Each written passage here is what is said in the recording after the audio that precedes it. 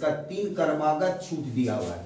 इसका कह रहा है समतुल्य छूट क्या होगा, मतलब इस तीनों को मिलाकर एक छूट दिया जाए जो कि इस छूट के बराबर हो। कल फॉर्मूला दिए थे वो, पहले क्या करना है देखो, पहले दूसरा नंबर सवाल देखो, पहले डिटेल से देख लो फिर शॉर्ट में बता देंगे।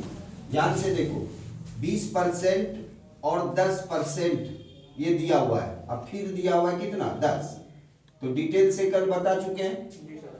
तो पहले देखो पहला डिटेल देख लो, डिटेल मेथड देखो, पहला मार्क छूट किस पे होता है, मार्क प्राइस पे।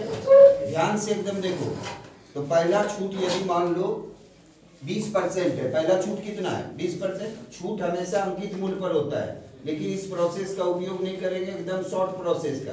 यदि होल नंबर है तो इस पे चल जाएगा, लेकिन आपको जब ये फ्रैक्शन का टर्म आएगा तो इस पे नहीं करना है, शॉर्ट मेथड कल बता चुके हैं पहला टाइप में।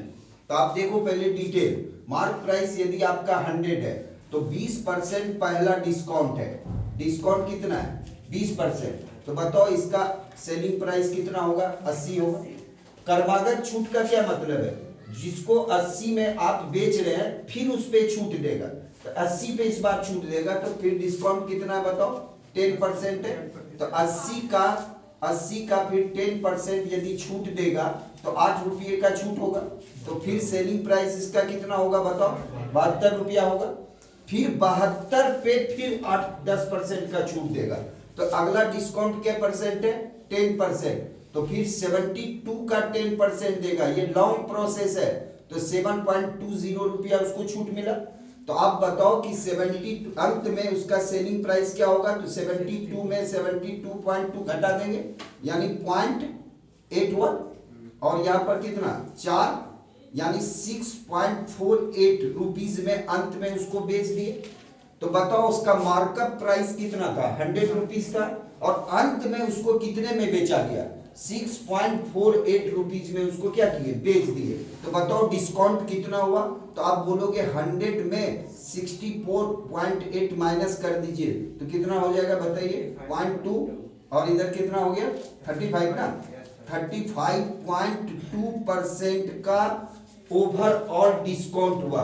मतलब इस तीनों बट्टे को मिलाकर एक बट्टा दिया जाए जो इसके समतुल्य हो, तो उसका बट्टा कितना होगा 35.2। एक प्रोसेस, ये डिटेल प्रोसेस है, लेकिन इस प्रोसेस से आपको बनाना नहीं है, बताए थे एक और प्रोसेस। दूसरा प्रोसेस क्या था, तो देखिएगा आप जरा, इसको उतारना है क्या आपको बता चुके हैं, ठीक है। तो अब ध्यान दीजिए, एक और प्रोसेस बताए थे, शॉर्ट मेथड का प्रयोग करिए। यदि आपका बट्टा दिया हुआ है 20%, 10% और क्या 10%, तो आप बताओ पहले इसको निकाल लेंगे, ये मान लो x% है, फिर क्या है ये y, तो बताए थे ना इसका formula x plus y minus x y by 100 करेंगे।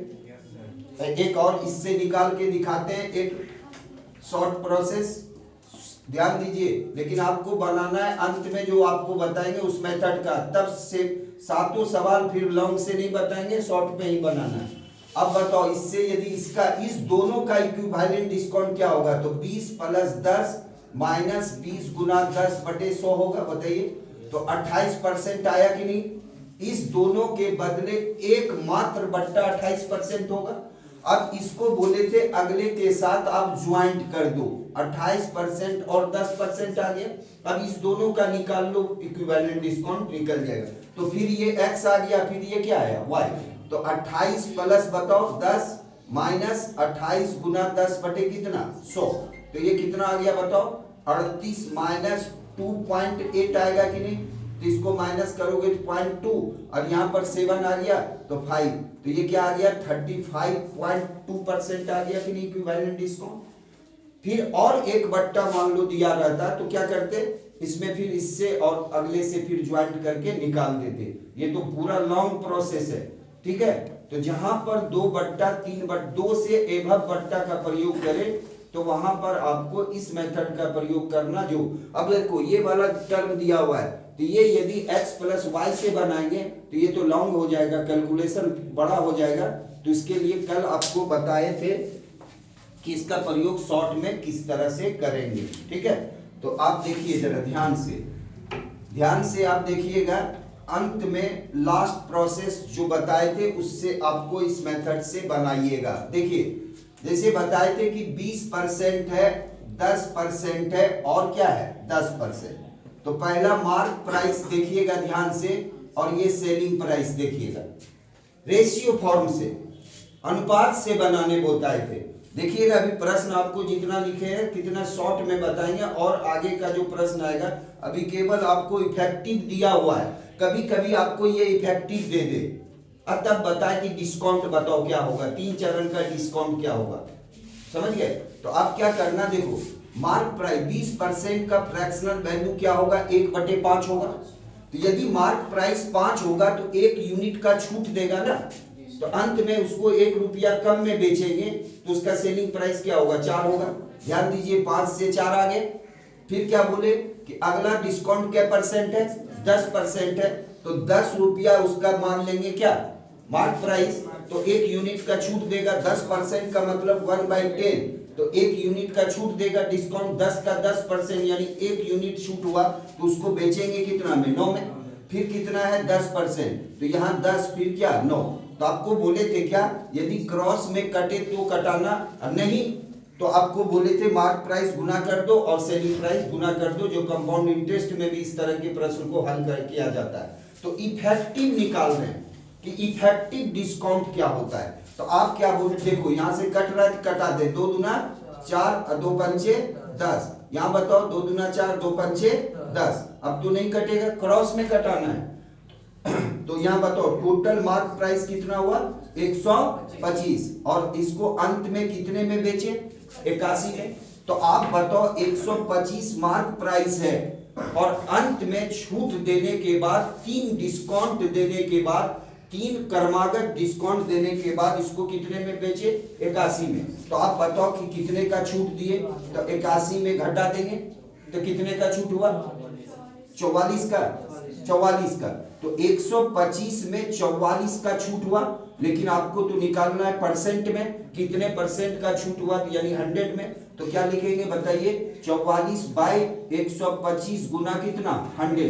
तो 5 से कटा दीजिए, 25 से 4 और यहाँ कितना 5, तो ये कितना आ जाएगा, 4 चौक 16, 4 चौक 16, 17/5 हुआ। इसको डिवाइड करिए, कितनी बार लगा, 5 तिया 15, फिर 5 तिया 15, 25 और 5 दूना 10। तो बताइए ये 35.2% आया कि नहीं। तो प्रोसेस यही अपनाना है, क्योंकि ये बड़ा इफेक्टिव है। और आपको क्योंकि ये फ्रैक्शन का टर्म है, होल नंबर है तो आप इस तरह से निकाल लोगे x + y से भी, लेकिन ये वाला टर्म यदि x + y से निकालने का प्रयास करेंगे तो कैलकुलेटिव हो जाएगा, ठीक है। तो आप इसको पहले उतारो जल्दी से। 2/9%, 6.1/4% और 14.2/7% के 3 क्रमागत बट्टा। सवाल सेम है, लेकिन इसमें x + y का प्रयोग नहीं करेंगे और डिटेल भी 100 मान के नहीं करेंगे, क्योंकि फ्रैक्शन है। तो जहां भी फ्रैक्शन रहे तो आपको फ्रैक्शन का कुछ टर्म लिख के दिए थे, उसको याद रखिए, प्रॉफिट लॉस जो पढ़ाए थे।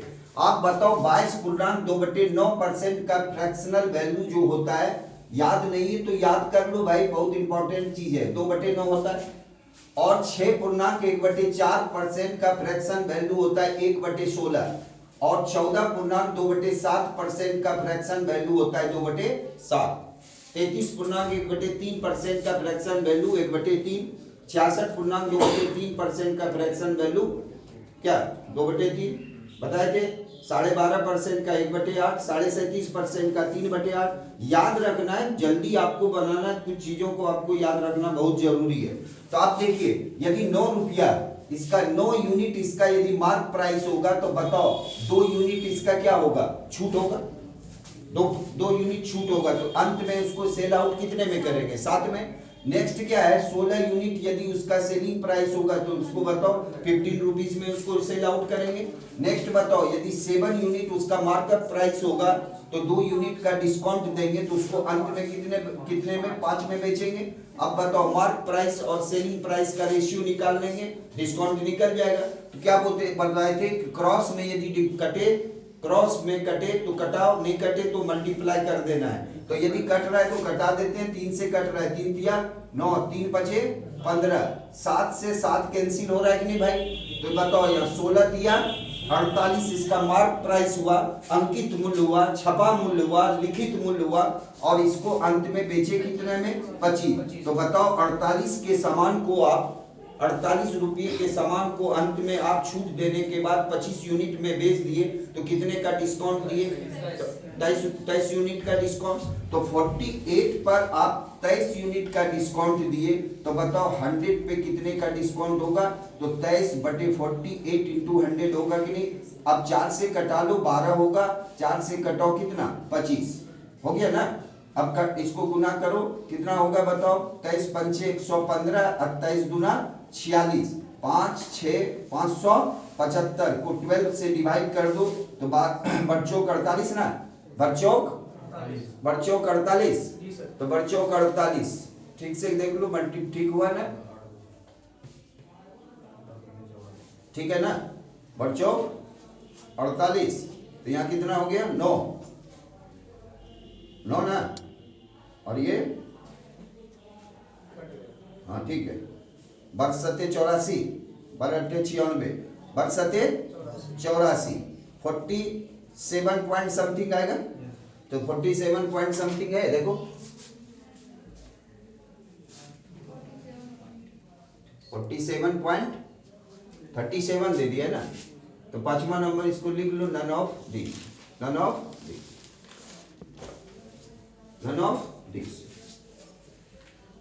देख लो ठीक से, फिर यहां ध्यान दो, ये फ्रैक्शन यहाँ पर गलत था, 1/7 होगा ना, कितना होगा? 1/7। तो 7 के चीज को 6 में बेचे। अब ये देखो 3 से कटाओ, 3 तिया 9, 3 दूना 6 9 होगा, ये 7 से 7, तो 16 तिया कितना? 48 नहीं, 16 तिया 48। अब तो ठीक है, 3 बचे 15, तो 16 के सामान को आप कितने में दे दिए? 2 8 16। तो यहाँ बताओ 8 के सामान को आप बेचे कितना में? 5 में। तो 5 यानी कितने का छूट हुआ? 3 का। तो 3/8 का फ्रैक्शन वैल्यू क्या होगा? 37.5%। ये होगा 4 नंबर, 4 नंबर, समझ गए? वो फ्रैक्शन 1/7 होगा। ग्राहक के लिए कौन सा बट्टा लाभप्रद होगा? इसका क्या मतलब है? जिसपे डिस्काउंट हमको मैक्सिमम मिलेगा वही बट्टा मेरे लिए लाभप्रद होगा। कोई यदि 10% का डिस्काउंट दे, अब वही सामान के लिए कोई 15% का डिस्काउंट दे, तो मेरे लिए ग्राहक के लिए कौन सा लाभप्रद है? जिसपे डिस्काउंट मैक्सिमम मिलेगा वो। तो यहाँ पर देखो सब 45 5 है, 30 20 है, 40 10 है, 25 और 25 है। तो आप एक चीज का ध्यान दो, x + y के टर्म से यदि बनाओगे तो पहला बट्टा देखो 50 50 तो सबके लिए, ध्यान दो अंतर क्या आ रहा है, देखो डायरेक्ट भी बना सकते हैं। पहले यहाँ देखो पहला बट्टा क्या हो जाएगा? 50 माइनस 45 गुना 5/100, बताओ। दूसरा बताओ क्या होगा? 50 माइनस बोलो 30 गुना 20/100 होगा, बोलो। नेक्स्ट बताओ 50 40 10 50 x + y के टर्म से, ये बताओ 40 गुना 10/100। फिर बताओ 25 + 25 माइनस 25 गुना 25/100।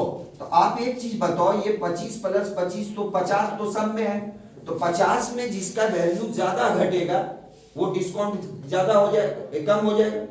50 में जो, तो हमको सिर्फ और सिर्फ इसके टर्म को देख लें तो आंसर आ जाएगा। ये पूछा हुआ सवाल है। अब बार बार ये रिपीट होता है इस तरह के सवाल कि कौन सा ग्राहक के, तो आप बताओ यहाँ पर कितने का है? 6 घटाना पड़ेगा, यहाँ बताओ 4, और यहाँ पर बताओ 6.25, और यहाँ बताओ 2.25। तो आप बताओ 6 घटाए 4 घटाए तो ज्यादा हो जाएगा।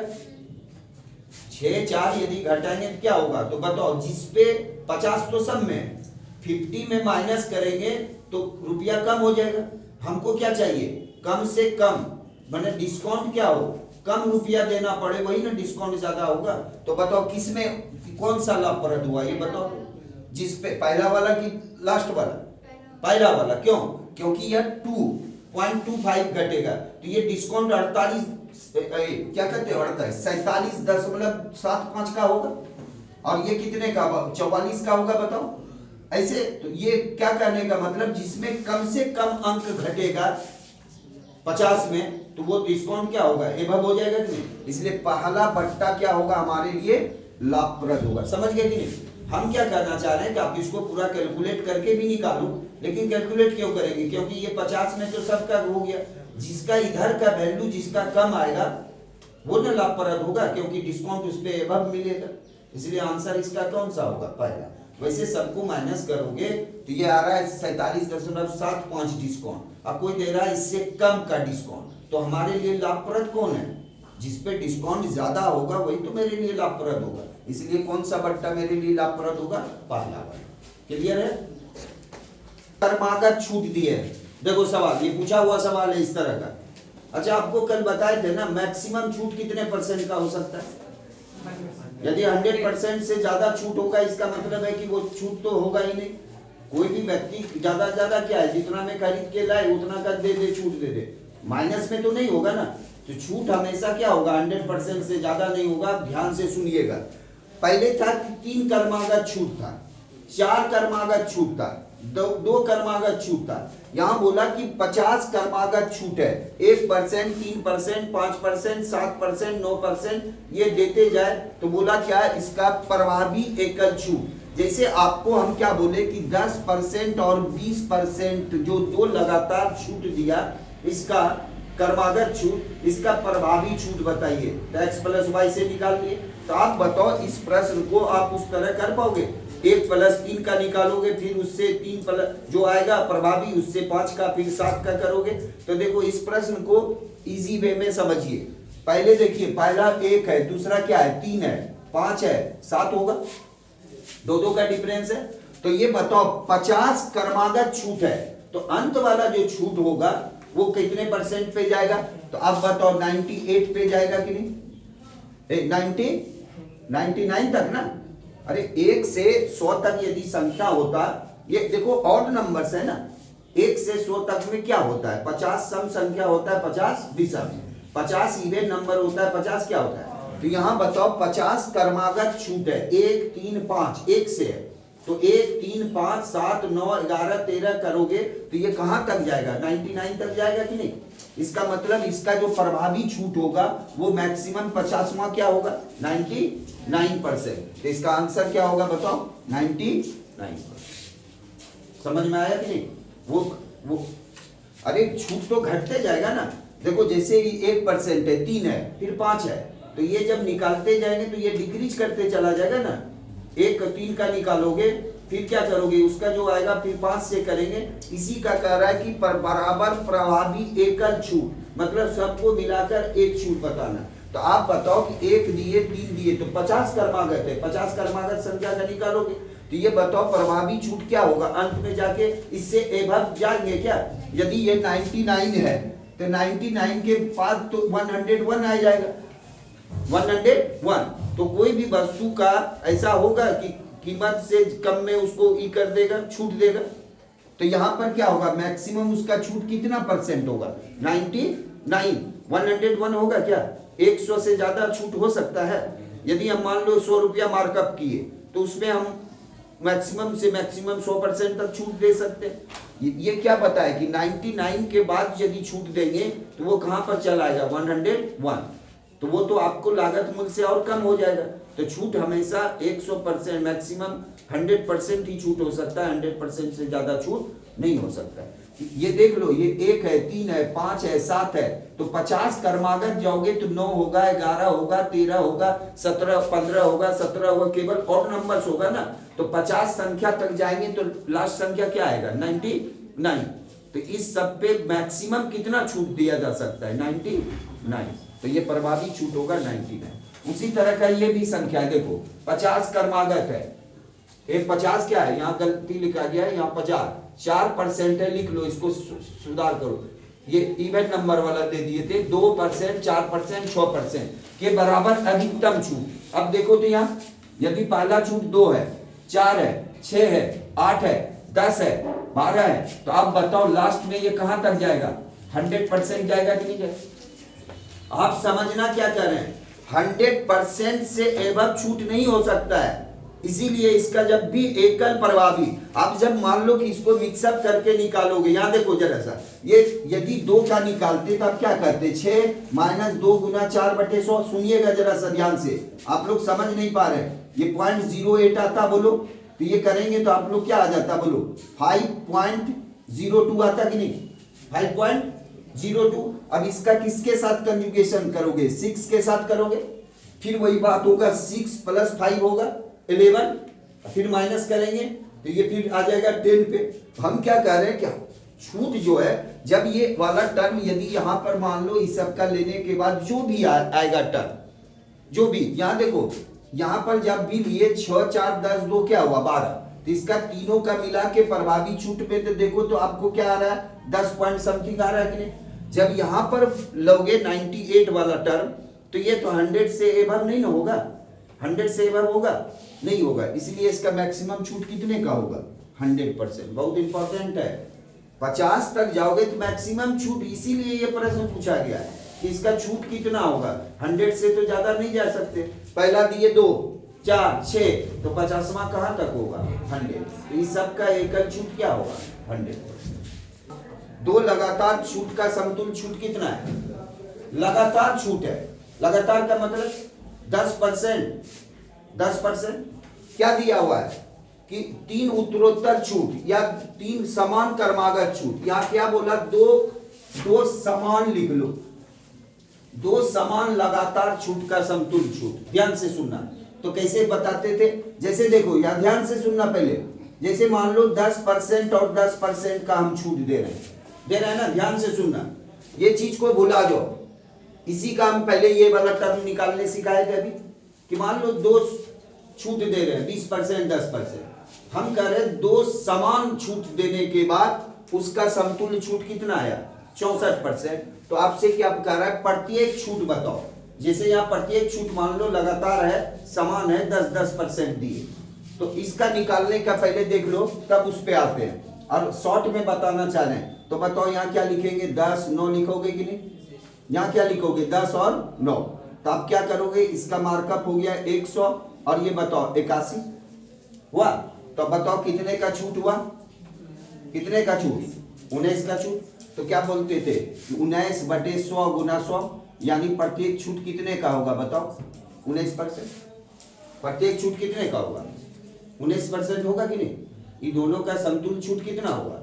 यदि यहाँ पर हम यही सवाल दे दें, सवाल कि 2 समान लगातार छूट का समतुल्य छूट है 19%, कितना है 19%, तो बताओ प्रत्येक छूट कितने का होगा। तो कैसे निकालोगे इसको, तो ऐसे निकालोगे, x प्लस, देखो ध्यान से, x माइनस x गुना x/100, ध्यान दीजिए। अब बराबर कितना लिख दे हम लोग, 19%, नहीं लिखोगे तो ये क्वाड्रेटिक बन जाएगा ना। तो यहाँ क्या लिखेंगे, x², बोलिए x plus x 2x minus x²/100, अब बराबर कितना 19, लिखेंगे कि नहीं। तो अब बताओ यहाँ से क्या हो गया, तो अब cross multiple 200x minus x² बराबर कितना 1900। तो यहाँ पर हल करेंगे, इसको इधर ले जाओ या उधर ले जाओ, तो x² माइनस बताओ 200x माइनस 1900 करोगे ना डिटेल। लेकिन डिटेल नहीं बनाना है आपको, हम दिखाना चाह रहे हैं कि इस सब सवालों को डायरेक्ट कैसे करेंगे, वो चीज करना चाह रहे हैं। तो अब बताओ इसका करेंगे फैक्टर, क्या होगा बताओ, x² 190x माइनस 10x, बोलो क्या दिक्कत, समझ गए बात को। अब बताओ यहाँ x कॉमन लोगे तो क्या होगा, x माइनस 190 माइनस 10 कॉमन लोगे तो क्या होगा, x माइनस 100। घबराना नहीं है, बात क्या है कि आपको समझना पड़ेगा क्यों आता है, कैसे, बराबर 0। अब x का मान क्या आएगा 10, या x का मान क्या आया बोलो 190। तो 190 तो नहीं हो सकता है, आपको क्या बोले हैं कि कभी भी बट्टा जब भी होगा तो क्या होगा 100% से ज्यादा नहीं। तो ये क्या होगा, x का मान 10। तो ये डिटेल मेथड बता दिए, लेकिन आपको शॉर्ट में बताना है तो कैसे बनाना है वो आपको दिखा रहे हैं। तो उतारो उसको पहले, वो प्रश्न बताएंगे। अब जरा ध्यान से पहले सुनिएगा, सुनिएगा, इतना डिटेल नहीं करना है, जान के ये प्रश्न को हल करने के लिए आपको डिटेल मेथड बताना है। अब देखो, यदि यहाँ पर 10-10 का देता, यही चीज आपको लिख देता कि 19% का एकल छूट है, तो आप कैसे निकालते, तो क्या करते देखिए यहाँ 100 और 19 81 आया है ना। देखिए तो आप बताओ दो लगातार है, इसका यदि हम रूट कर दें, ध्यान देना जरा, रूट कर दें 19% डिस्काउंट दिए तो उसका सेलिंग प्राइस 81 होगा। एकदम गंभीरता से सुनिएगा बात को, तो आपको शॉर्ट में एकदम शॉर्ट के लिए इतना आपको कहानी बता रहे हैं। तो आप बताओ 81 रुपया उसका सेलिंग होता।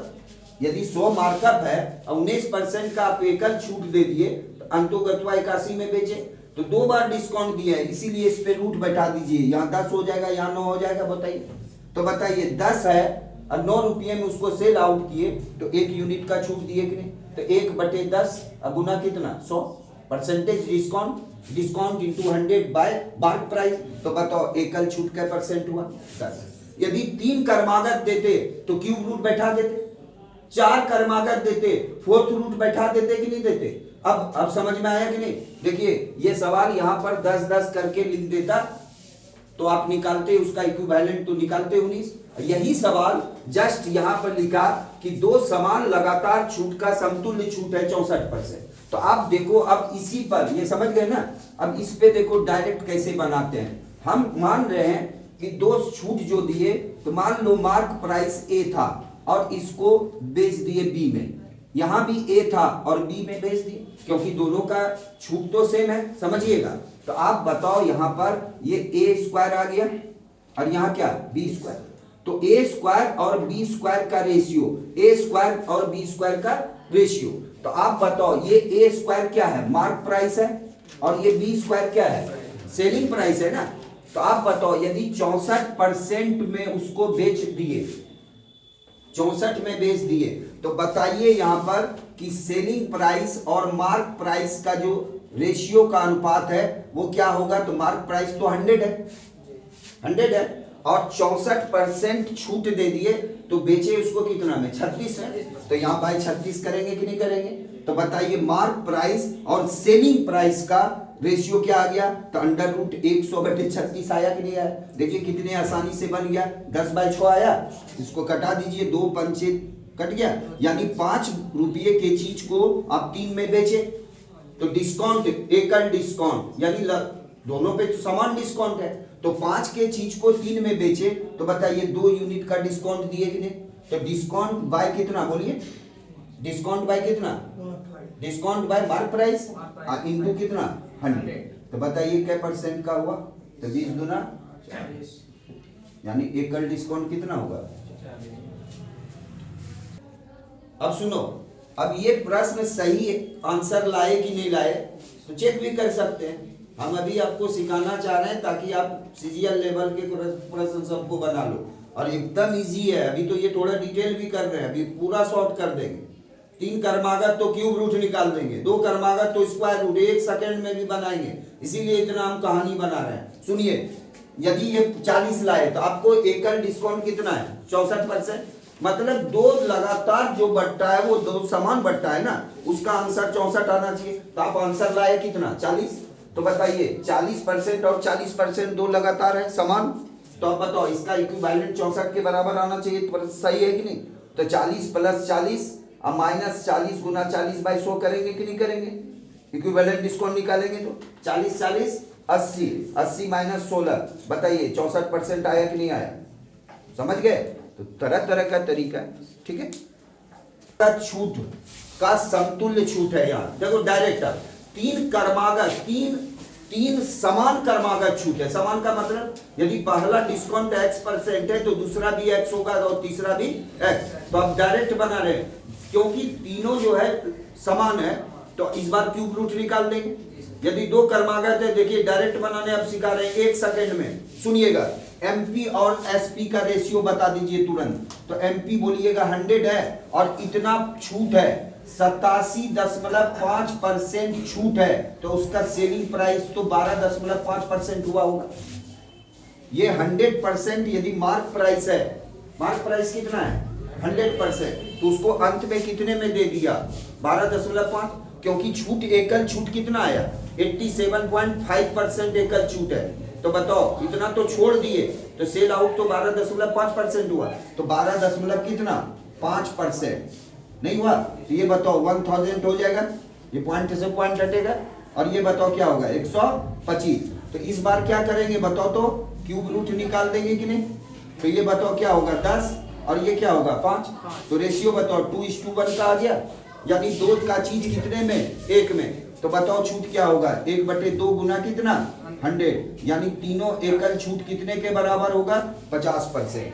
ये वाला आंसर, तीनों एकल छूट कितना होगा 50%। छूट है ए, मार्क प्राइस ए, तो बताओ एसपीबी मान लिए, फिर ए, फिर बी, ए और बी। तो इसको यदि गुना करोगे ए क्यूब हुआ, ये बी क्यूब हुआ कि नहीं हुआ।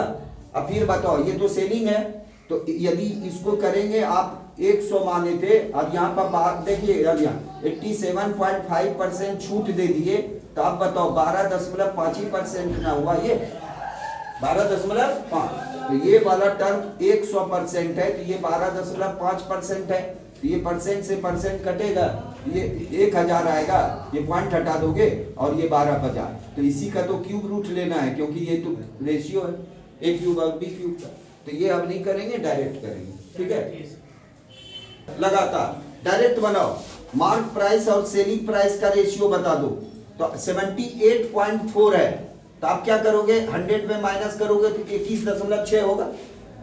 सेलिंग प्राइस उसका क्या होगा, इतना तो आप छूट दे दिए, डिस्काउंट दे दिए, कमीशन दे दिए, जितना छूट हो गया 100% में, तो 21.6% ही ना उसका सेलिंग प्राइस होगा। तो मार्क प्राइस 100% है और तीनों बराबर है, तो क्या कहे इसका क्यूब रूट निकाल देंगे, तो ये 1000 आ जाएगा, क्योंकि ये पॉइंट हटेगा। तो 1000 का क्यूब रूट क्या होगा 10, 1000 का क्यूब रूट क्या होगा 10, और 216 का क्यूब रूट क्या होगा 6। तो ये 2 से कटा दो 5 और 3, तो बताओ 5 के समान को 3 में, तो 2 यूनिट छोड़ दिया, तो 2/5 इंटू कितना 100, यानी कितना आ जाएगा 20 गुना 40% इसका आंसर होगा। क्लियर।